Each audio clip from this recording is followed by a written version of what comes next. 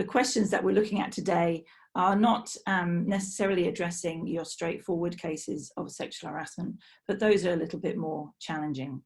So all of these very high profile cases reflect just a tiny window on what's actually happening for normal people in workplaces across Australia and the globe in regards to sexual harassment. What is trauma-informed investigations and victim-centred response? So we've heard that a lot in the press just recently, but what exactly are they? And how do we respond when the complainant doesn't want to make an official complaint? That's clearly an issue. How do we support victims and the accused when the allegations are not yet substantiated? So once we start the investigation process, or managing the complaints, but how do we manage all of that before we have a clear outcome in terms of what has happened? What if both parties seem equally to blame? Now, this has been an issue for me in a number of my more recent investigations that I've done, where and it's probably a reflection of the role of an external investigator. We probably disproportionately get involved in cases that are quite difficult to determine and where there may be the apparent culpability of both sides. And in fact, I've had a number of investigations where the complainant becomes a respondent and an organisation proceeds with sexual harassment over both parties.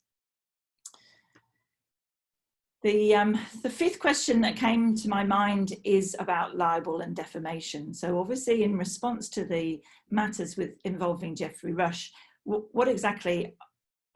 vulnerability do we have if you're a HR manager or an investigator and what's the chances of being affected by a defamation complaint, and how do we respond to that or prevent it from happening?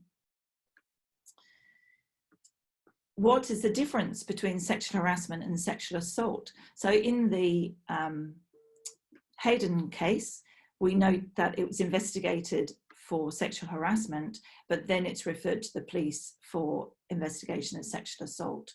So gaining a really clear understanding of the difference between the two and when organisations need to make a change or need to identify that sexual assault has actually occurred and they're not dealing with a non-crime, an administrative issue of sexual harassment rather than assault. The seventh question that came up is, if police are involved, does that mean the employer can't act? Now that's obviously connected with question 6, which is, if we don't identify for years that an issue actually is sexual assault, how does that impact on an employer's options for dealing with the matter? And question 8, who's qualified to undertake administrative investigations? And again, the Hayden press relating to Hayden has identified this as a question, not necessarily an issue, but has definitely raised it as a question. So arguing his defence have argued that the person responsible for doing the investigation was not qualified to that task. So we're going to have a brief look at that as well. And my final question was, where do we find someone who's qualified to provide a victim-centred investigation, whatever that is, whilst maintaining that legal scrutiny? Where do organisations find them? So this first question is, what is trauma-informed, victim-centred? What is it that we're supposed to be doing, both for organisations and investigators? So when I started looking into this, really wanted to identify that there's two distinct things. So one is a victim-centred approach, and the research on that and the movement around that is around managing the initial complaint and providing support for complainants. So victim-centred approach is talking about how we receive a report, supporting and encourage people to make complaints, and then offer them support and accommodate the victim's needs through that process. The final question that I wanted to address was, where do we find someone who's qualified to provide a victim-centred investigation that withstands legal scrutiny? So this has often been a challenge. So mostly people get a personal referral. This is still across Australia the primary way that people find investigators, is by asking someone they know, or asking someone they know if they know someone that they know that could do the work, right?